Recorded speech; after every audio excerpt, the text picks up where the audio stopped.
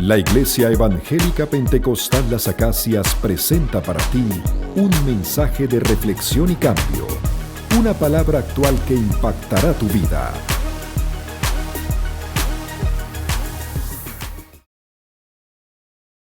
Y que está registrada en Mateo 24, 14. Dice así, que este evangelio del reino será para testimonio a todas las naciones y entonces vendrá el fin. ¿Qué está diciendo Jesús aquí? ¿Qué dijo Jesús? Jesús dijo que todas las naciones de la tierra iban a escuchar el mensaje de salvación, las buenas nuevas, las buenas noticias de que Cristo murió, fue sepultado, resucitó al tercer día y vendrá a buscarnos, amén, porque Él es nuestro Rey y Señor. Y esa palabra se va a cumplir porque es promesa que Jesucristo hizo. Y cuando Jesús habló esas palabras, que el evangelio sería predicado en todas las naciones, ahí estaba Venezuela también. Ahí estábamos nosotros, hermanos. Pero la tarea en Venezuela está inconclusa. Por lo menos si hablamos de algunas estadísticas, hay cerca de 30 millones de habitantes. Las estadísticas más optimistas dicen que de 9 a 14% de la población es evangélica, o sea, ha entregado su vida a Jesucristo. 60% son jóvenes. Hay grupos minoritarios como los indígenas, hay cerca de 40 etnias, solo de ellas 19 está en el Amazonas, muchos idiomas para que la Biblia sea traducida, para que llegue a los indígenas que están en Venezuela. Y hay también muchos extranjeros, porque Venezuela es una tierra bendecida que recibe el extranjero con los brazos abiertos. Y a lo mejor muchos de esos extranjeros nunca escucharían la palabra de Dios en su país, pero aquí tienen la oportunidad de escuchar la palabra de Dios. Así que cuando usted camine por las calles, cuando usted ve a un extranjero, cuando usted ve a un venezolano, cuando usted ve a un indígena, la persona que usted vea, sepa que es un campo misionero.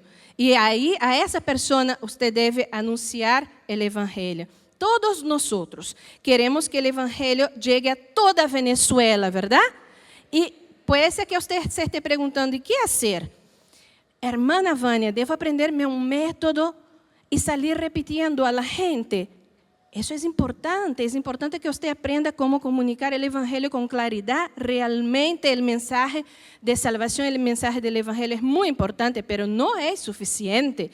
Y entonces le voy a invitar a que vayamos a Colosenses 4, capítulo 4, versículos 2 a 6.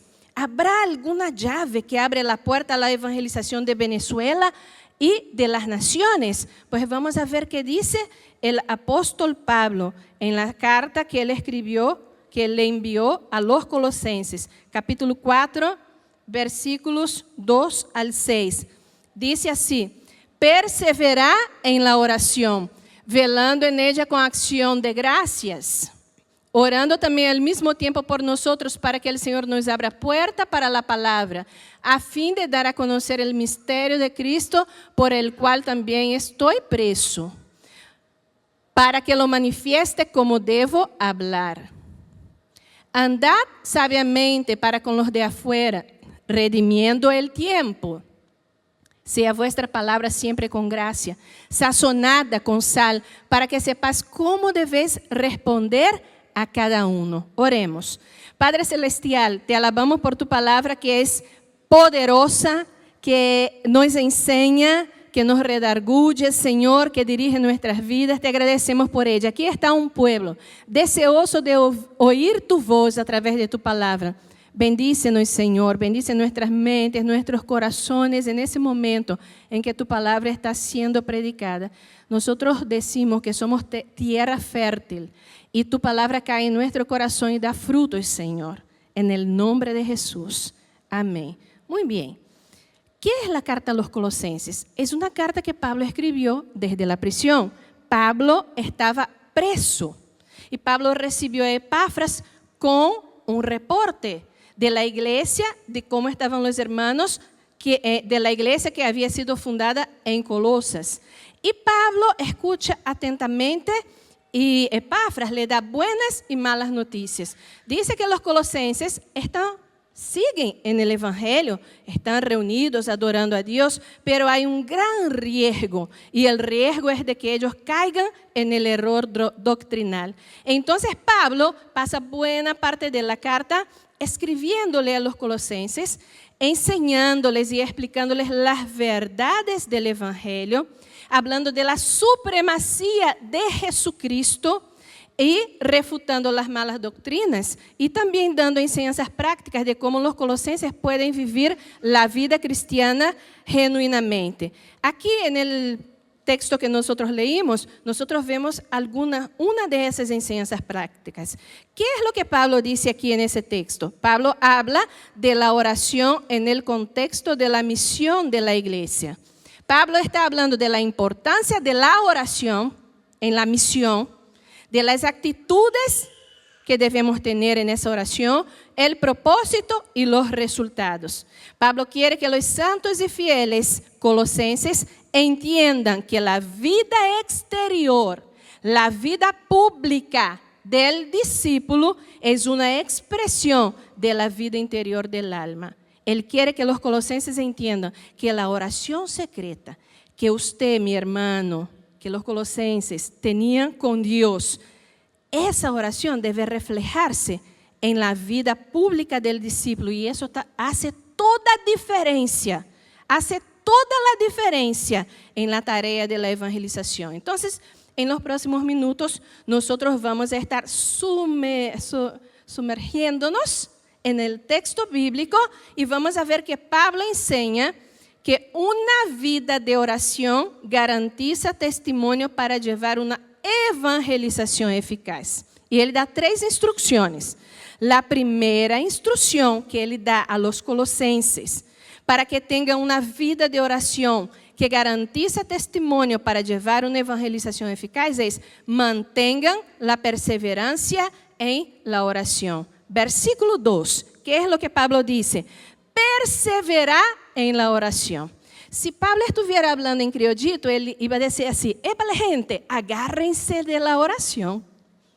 Esse verbo perseverar significa agarrar-se, adherir-se, no soltar-se, aferrar-se, pegar-se, seguir firme. E ser perseverantes em la oração era uma prática de la igreja. Hechos 2:42 diz que eles permaneciam juntos, perseverando em oração. Jesus ensinou com sua vida que a oração é importante e ensinou en sus enseñanzas. Él dijo, y yo recuerdo como si fuera hoy, cuando mi pastor en Brasil predicó en Lucas capítulo 18, versículo 1, y nos leyó, también les refirió Jesús una parábola sobre la necesidad de orar y no desmayar. Entonces, Pablo aquí está diciendo que la oración tiene que ver con fe, la oración agrada a Dios, la oración debemos perseverar en la oración y no desmayar. Entonces, la primera instrucción es: mantengan la perseverancia en la oración. Saben, hermanos, la historia de las misiones es una historia de oraciones respondidas. William Carey, misionero en India, dice que él era zapatero. Él vivía en su tierra, pero él era zapatero. Entonces, en donde él hacía los zapatos, él colocó un gran mapa de todo el mundo. Y mientras él iba trabajando, él iba mirando ese mapa, las naciones, y iba orando por cada una de ellas. Luego él tuvo que compartir eso con sus pastores. Y él dijo que él sentía esa carga. Vamos a hacer un movimiento para enviar gente. Y ustedes pueden decir quién fue enviado: William Carey. Él llegó a India.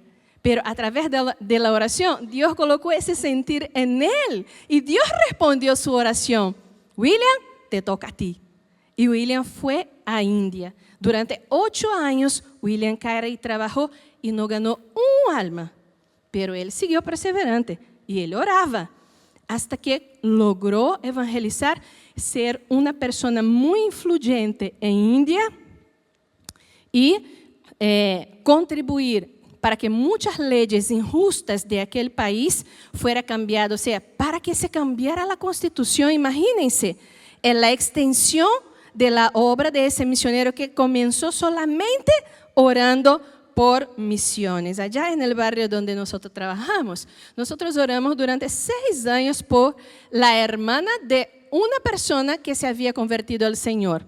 Hacíamos reuniones en los hogares, en el hogar de la hermana Eupidia, y ella llamaba a la hermana Julia, que todavía no era cristiana, y la invitaba a las reuniones, y Julia le decía, ay, Eupidia, yo no quiero nada con esa gente. 6 años nosotros orando, hasta que después de 6 años, la hermana Julia aceptó una reunión en su casa. Ella se convirtió al Señor. Su yerna se convirtió al Señor. Y el día siguiente a la conversión, Julia se paró para hacer su café, prendió su cigarrillo, comenzó a fumar, pero ella cuenta que sentía que alguien la miraba. Ella tuvo que apagar el cigarrillo y botarlo. Y fue hasta la cocina a seguir preparando el café. Entonces ella dijo, no, yo tengo que fumar mi cigarrillo. Se metió en el baño, cerró la puerta y dijo, aquí nadie me ve. Prendió su cigarrillo, comenzó a fumar y sentía que alguien la estaba mirando. Y a partir de aquel día, más nunca Julia fumó. Y eso contribuyó mucho para su salud. El Señor la liberó de ese vicio, amén. Y eso es fruto de oración. Así, hermanos, cuando nosotros oramos, el Señor responde. Y en el versículo siguiente, en el versículo 2, parte B, ¿cómo debe ser nuestra actitud en oración? Velando en ella con acción de gracias. Debemos velar. Pablo estaba diciendo, mira, no duerman mientras oran. Estén enfocados en la oración. Hay muchas cosas que quiere sacarles de la oración, distraerles, pero no se distraigan, no desmayen. Velen en oración. Y todo eso en un ambiente de acción de gracias. Mientras vayan orando, agradezcan al Señor. Señor, yo sé que tú vas a hacer tu voluntad. Señor, yo te pido eso y sé que tú vas a hacer tu voluntad. Y si oramos por misiones, seguro, Dios hace su voluntad, porque Él desea la salvación de los perdidos. Bien, y Pablo sigue diciendo en el versículo 3, él dice así, orando también al mismo tiempo por nosotros, para que el Señor nos abra puerta para la palabra. La oración perseverante incluye intercesión. Pablo comienza la carta diciendo, Colosenses, yo estoy orando por ustedes. Y termina la carta diciendo, Colosenses, oren por mí, yo lo necesito. Qué bello. No tenía ningún complejo. Y así es la familia del Señor, unos orando por los otros, amén. Unos orando por los otros, perseverando en oración. Y Pablo dice algo muy puntual, él dice así, orando también al mismo tiempo por nosotros para que el Señor nos abra puerta. Pablo estaba preso, hermanos, él podía escribir, orando por nosotros, porque nosotros necesitamos ropa nueva. No, él no dijo eso. Orando para que el Señor nos mande una sandalia nueva. Él necesitaba, los misioneros tienen necesidades, pero Pablo escribió, se enfocó en la oración intercesora con el enfoque en la evangelización. ¿Por qué? Porque Pablo sabía que cuando los colosenses comenzaran a orar por la obra misionera, hasta el bolsillo más agarrado se iba a aflojar. Cuando oramos, el Señor mueve nuestro corazón a dar para misiones.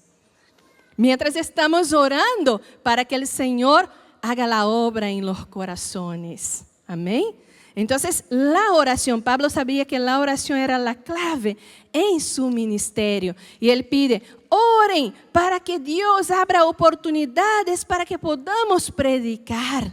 Él no está pidiendo, oren para que Dios abra las puertas de esa prisión y yo pueda salir. No. De verdad, la prisión nunca fue un obstáculo para que Pablo predicara el evangelio y para que Pablo hiciera la obra misionera. Él aprovechaba todas las oportunidades. Hermano, así debe ser el cristiano.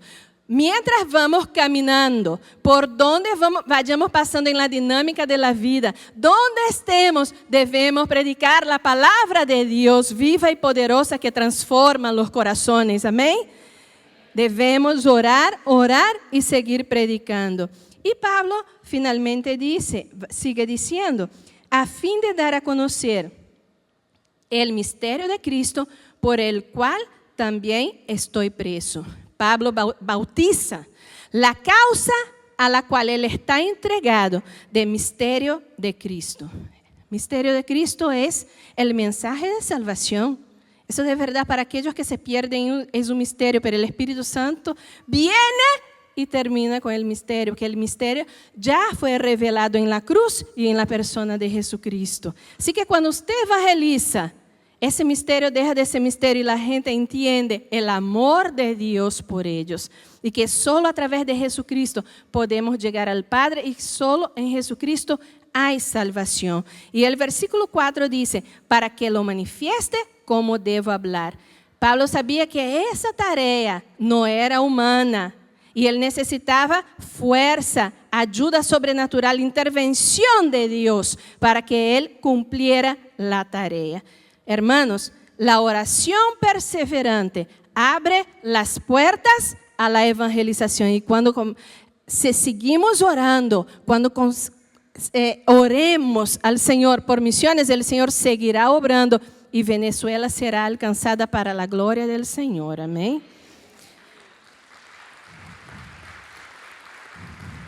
Pero fíjense, una cosa que me sorprende en ese texto. Pablo entonces sigue hablando en el versículo 5 y él dice así, andad sabiamente para con los de afuera. Cuando yo estaba preparando el mensaje, yo, oye, pero no hay conectores. Pareciera que él está hablando de otro asunto, pero no. Lo que pasa es que Pablo era muy directo. Él hablaba sin pelos en la lengua, claro y raspado.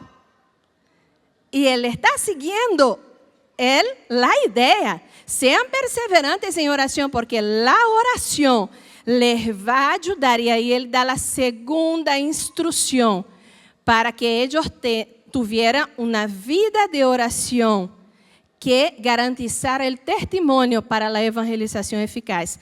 Pablo estaba diciendo aquí, comuniquen el evangelio con un estilo de vida que hable de Cristo. Hermanos, la vida del cristiano debe hablar por sí sola. ¿Y quieren saber una cosa? El mal testimonio es lo que más estorba la evangelización. Pablo estaba diciendo aquí, Colosenses, nosotros estamos en el campo misionero, estamos haciendo la obra de Dios. Oren por nosotros. Pero él quería que ellos entendieran, ustedes están en Colosas. La obra de Dios, el ministerio de evangelización, no es solo para que nosotros hagamos, es para todo cristiano, donde esté.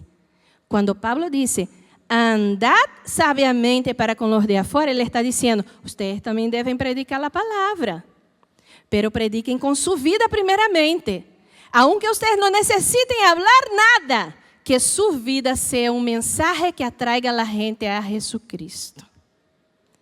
El estilo de vida fidedigno, de acuerdo a la vida cristiana, lo que el Señor tiene para nosotros, solo se puede mantener con la oración perseverante. Entonces, Pablo los convoca a seguir orando para que mantengan un estilo de vida que atraiga a las personas de afuera, o sea, las personas que no pertenecían a la comunidad de salvos. ¿Quiénes son? Mi vecino, mi familia que no es cristiana, mis amigos, los amigos del colegio, los compañeros de trabajo, son los de afuera. Pero Pablo está diciendo, anden sabiamente con ellos. Y eso me hace recordar lo que pasamos allá en el barrio. Había un vecino que, Dios mío, cada vez que íbamos a ensayar, hacer el ensayo de la alabanza, él venía y tocaba. Ustedes, yo quiero dormir. Yo llegué cansado, era en la tarde el ensayo. Esa música. Y así pasamos mucho tiempo. Pero yo me casé, mi esposo llegó para pastorear la iglesia y gracias a Dios el Señor le dio mucha sabiduría. Y cuando eso pasó, la primera vez que hicieron el ensayo, que él ya estaba como pastor, que el hombre vino, él dijo, Vania, ¿ustedes desde cuándo enfrentan eso? Todo el tiempo, mi amor. No, tenemos que hacer algo realmente. Aquí la acústica es pésima, él entiende algo de acústica, de sonido. Tenemos que hacer algo en ese techo, porque cada vez que prendíamos los equipos, no escuchábamos adentro, se escuchaba era afuera. Y ahí aumentábamos más, se escuchaba un poquito, pero afuera estaba estrondoso. Y algunas personas nos decían, no le parece vecino. Ellos hacen su fiesta, su parranda, todos los días y no les deja dormir el fin de semana. Cuando Él venga a reclamar, ustedes aumentan, de verdad, aumenten el volumen. Pero mi esposo me dijo, debemos andar sabiamente para con los de afuera. Reunió la iglesia y dijo, vamos a hacer un trabajo en ese techo. Y les explicó la cuestión de la acústica. Y comenzamos a hacer todo el trabajo, ¿no? La iglesia comenzó a trabajar en el techo de la iglesia. No estaba terminado. Comenzamos el ensayo. El día del ensayo vino el señor vecino. Otra vez quejándose. Quiero dormir. Y entonces mi esposo muy amablemente le dijo, pase, le quiero mostrar algo. Realmente usted tiene razón. Aquí es necesario que se haga un trabajo de acústica en la iglesia. Pero lo estamos haciendo. No se preocupe que ese problemita se va a extinguir. Bien, el Señor fue tranquilo para su casa, terminamos el trabajo y más nunca este vecino vino a tocarnos la puerta. Y hoy día nos saluda. Y hace algunos meses, después pasó un tiempo, mi esposo llegó con el carro al callejón y él fue a estacionar. Y entonces ahí estaba el vecino. Cuando el vecino lo vio, corrió, se metió en el carro, habilitó espacio para que mi esposo estacionara. Ellos dos bajaron bien, se saludaron. Y entonces, cuando el vecino se acercó a mi esposo para saludar, vale, ven aquí, pana. Es así que ellos hablan. Disculpen, hermano, a veces se me chispotea. Entonces, venga, quiero que conozca al pastor de la iglesia. Él es el pastor de esa iglesia ahí. Y nos trata con mucho respeto y nos saluda. Ahora, si nosotros hubiésemos caído en la tentación de estar peleando, de estar pagando mal con mal, es de eso que se trata, que Pablo está diciendo aquí. Anden sabiamente para con los de afuera, redimiendo tiempo, aprovechando las oportunidades. Van a venir oportunidades y debemos aprovechar por lo menos el día que yo salgo, que es mi número de cédula de comprar alimento. Entonces, aunque yo tenga café en la casa, si veo un sitio donde hay café, yo lo compro. Estoy aprovechando la oportunidad. Es más o menos así. Cuando la oportunidad se presente, no la pele, mi hermano.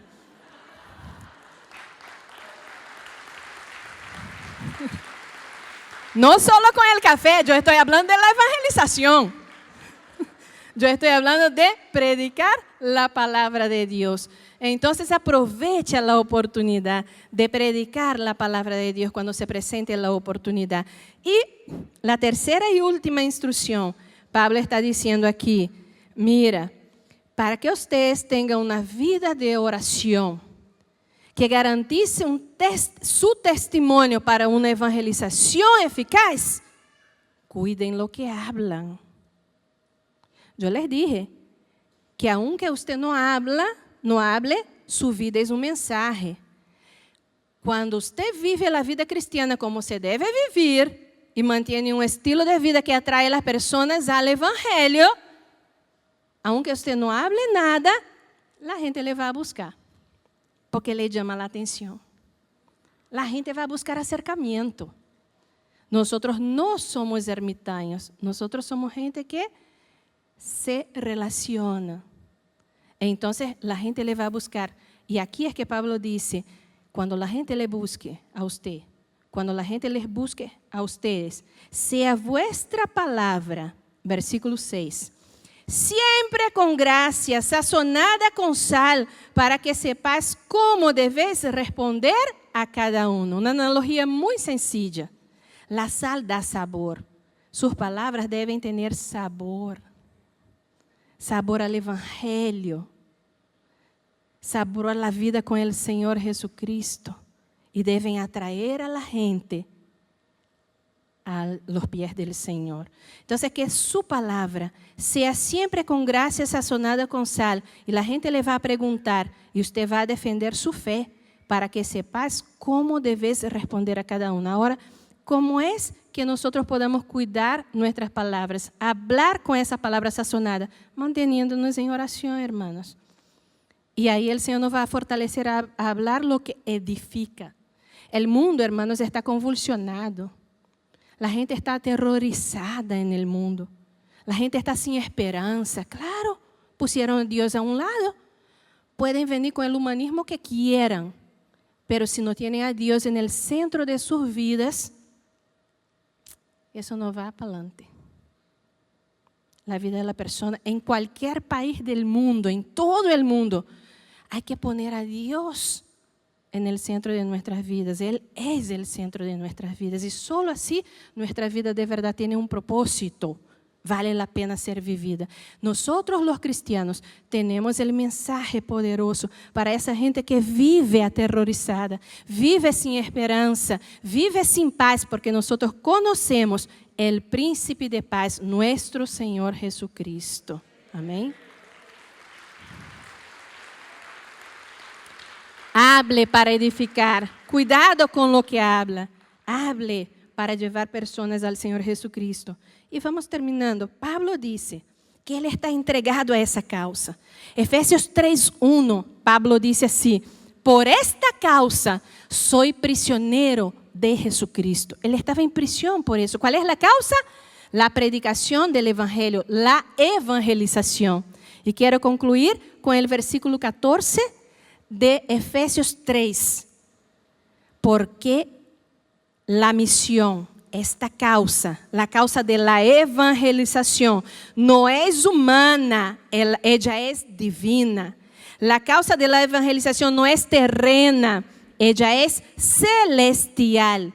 La causa de la evangelización no es temporal, ella es eterna. La causa de la evangelización no es ocasional, nació en el propósito divino. Y la causa de la evangelización no es opcional, es un mandato, es una orden. ¿Para quiénes? ¿Para los misioneros que están allá metidos en la tribu indígena o allá metidos en el barrio? No. Para todo cristiano. Mientras usted va caminando, usted en la dinámica de la vida, usted va predicando el evangelio a su vecino, a su compañero de trabajo, en su escuela, entre sus familiares. Esa causa es la única causa que nosotros debemos entregarnos completamente. Y la causa de la evangelización no es solo predicar con palabras, también es tender la mano al que necesita, es ayudar. Todo eso viene acompañado a la predicación de la palabra de Dios.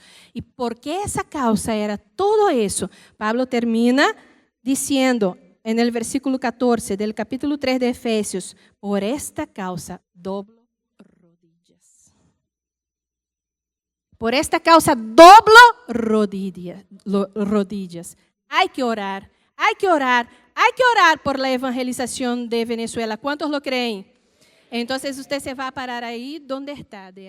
Se va a parar, póngase de pie y vamos a renovar nuestro compromiso con la oración por la obra misionera. Dé la mano al compañero que está a su lado, al hermano que está a su lado y vamos a orar. Vamos a renovar ese compromiso. Señor Jesús, en esa tarde nosotros queremos renovar nuestro compromiso de oración por las misiones, oración por Venezuela, para que, Señor, esos lugares más escondidos de Venezuela, tu evangelio pueda llegar y toda Venezuela escuche tu palabra, escuche el mensaje del evangelio. Te pedimos en el nombre de Jesús que nos dé perseverancia en la oración, Señor, que podamos cumplir, oh Dios, cumplir con esa tarea de orar perseverantemente por la obra de evangelización en Venezuela, Señor, y tú que eres aquel que hace todo en todos, va a hacer cosas maravillosas y eso lo vamos a ver. Nosotros creemos, Señor. Ayúdanos a mantener ese propósito de oración, orar sin cesar por la obra en Venezuela. Gracias, Señor. Muchas gracias. Fue el mensaje de la palabra de Dios de la Iglesia Evangélica Pentecostal Las Acacias. Si deseas adquirir este material, puedes llamar al teléfono 213-7031